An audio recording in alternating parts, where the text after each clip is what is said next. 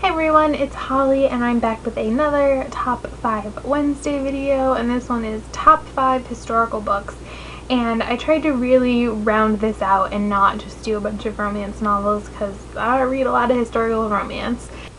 Is Mine Till Midnight by Lisa Kleypas. This is one of my favorite historicals. I just think it's different. It doesn't just focus on like ballrooms and dukes and things. It deals with some serious issues. I mean, most Lisa Kleypas books do, but serious social issues.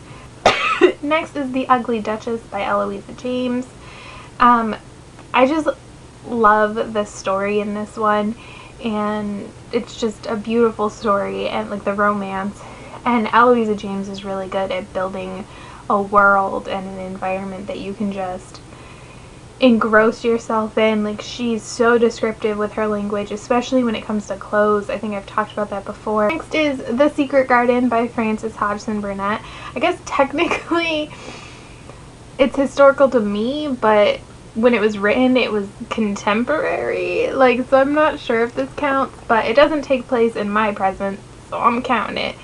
And this takes place in England and India in like the early 20th century, and it's just one of my favorite books, and it's beautiful, and it takes place in like the country instead of taking place in like London or anything, which I really appreciate, and it's an amazing children's book. Next, now I would say the whole Infernal Devices by Cassandra Clare is a good historical series, but the Clockwork Princess is definitely my favorite, or Clockwork Princess is my favorite. Of course, that's the one I picked for this, but the whole series I think is really good, and she does a good job of blending like almost steampunky type elements with like a true historical.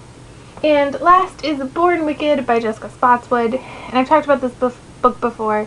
It is historical. It takes place at like the turn of the century, but it's also an alternative history. But I really like this story. It's a great story with fun characters, and the world is really interesting. And since it's an alternative history, it's interesting to like in your head think about, like, she's clearly commenting on things, but like you look at them a different way because of our perspective, like the perspective from our world, if that makes sense.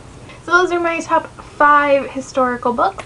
If you have any that you want to recommend, feel free to do so down in the comments. And if you want to check out any other Top 5 Wednesday videos, like always, there is a link in the description below to all of the people participating in Top 5 Wednesday.